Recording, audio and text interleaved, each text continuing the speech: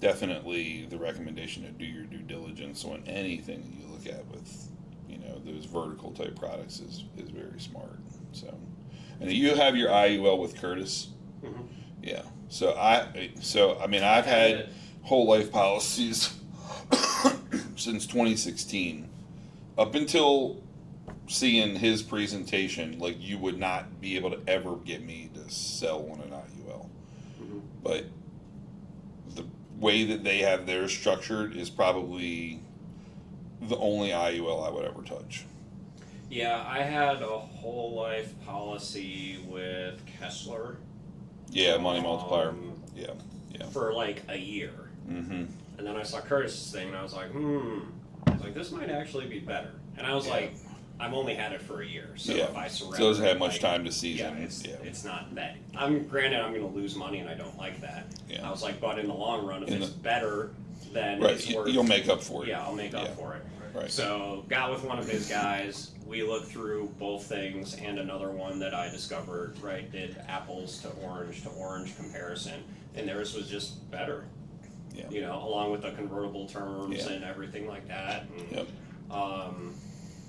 So I went with that. Yeah. Took out a policy loan. It was very easy to do. Yeah. It's all with Mutual of Omaha. Yep.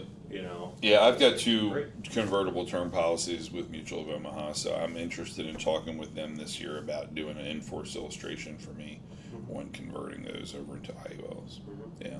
But prior to listening to his whole spiel through the semester, I haven't gotten through his whole semester yet, but I've got probably like halfway through it. But prior to exposure to that, I'm not a big IUL fan just because of the increasing cost of insurance every year, because it's basically 1-year renewable term. Mm-hmm. But the way that they have structured theirs with Mutual of Omaha, actually, I think is probably the best long-term option for any IBC type policy structure. Yeah. Yeah. Well, and really for me, I was looking for the cash advantage part of it, but also the coverage part of it. Yeah. Right? Because it's like, I've got my military retirement, I've got my VA compensation. It's like, if I die tomorrow, that money stops coming to my family. Right. So this needs to provide that death benefit for them. Yeah. Sure. For a reasonable amount of time, not just, hey, I want to be able to access all this cash that I'm putting into it at any given point in time. Yeah. So it was finding that balance, and the balance with them was much better than that balance with anybody else. Yeah. So, and I was like, perfect. It does what I need it to do. And I 85% understand how it works. So I'm like, whatever. That's a B plus. Let's just do it. Right. So far I have no complaints. And now it's kind of at a point where, I funded it because I sold the property. So I was like, I took all of the proceeds from that and was like, just fund the whole thing. Cost me like $1,000 a month on top of that. Yep. And then I was like, they're like, essentially at any point in the future, like if you sell another property and you have cash and you want to put it in there and put it to work, they're like, it's going to be a 1-to-1. They're like, you put $100,000 into it, you're going to have $100,000 of cash value into it. Right. And I was like, perfect. I like it. Yeah.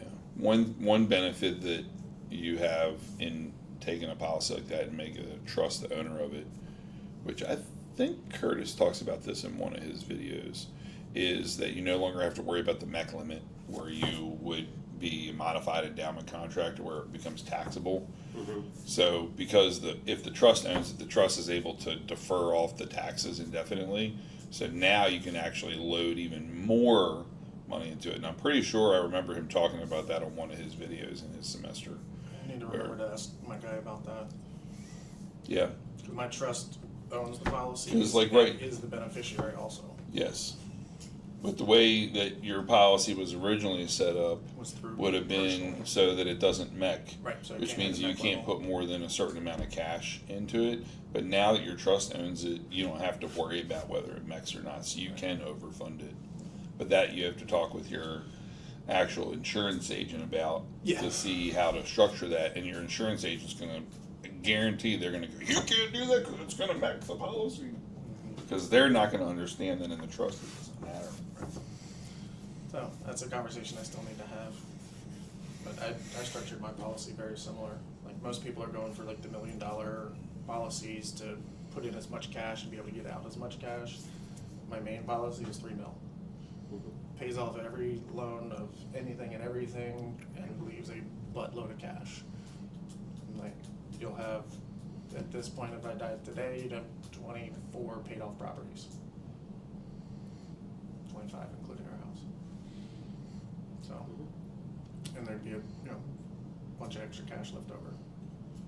So, Or you hold on to that cash and you invest it for a rate of return, and then you just dip into it if you have a cash flow deficit and just, let your tenants pay off the properties. oh, absolutely. I won't be here, so. Yeah, I know. That's what I've tried to tell Nate. I'm like, do not take all of this life insurance money and just go run out and pay all these freaking houses off. If you have an interest rate on something over 6%, pay it off. If it's under 6%, leave it. Outside of that, let it ride. Yeah, I mean, you can become a hard money lender with those death benefit proceeds. I am. To myself. No, I'm talking about with the death benefit proceeds. Oh, yeah. Whoever they're left to, they could become a hard money lender and make Trying to like figure out 12, which one of my 15%. kids I would trust enough to be able to put in charge of that. I don't think any of them right now. But Well, if it's in your trust, you can Oh, it's already assign dictated. you can assign who you want the hard money lender to be to manage it. I don't know. Right now, I'm leaning towards my daughter, but she's 9, so. No, you can actually assign an actual hard money lender. 'Cause Hey, how are you? You can Good, how you dictate the doing? terms How's of it the going? trust. Join us. Come Okay. on in.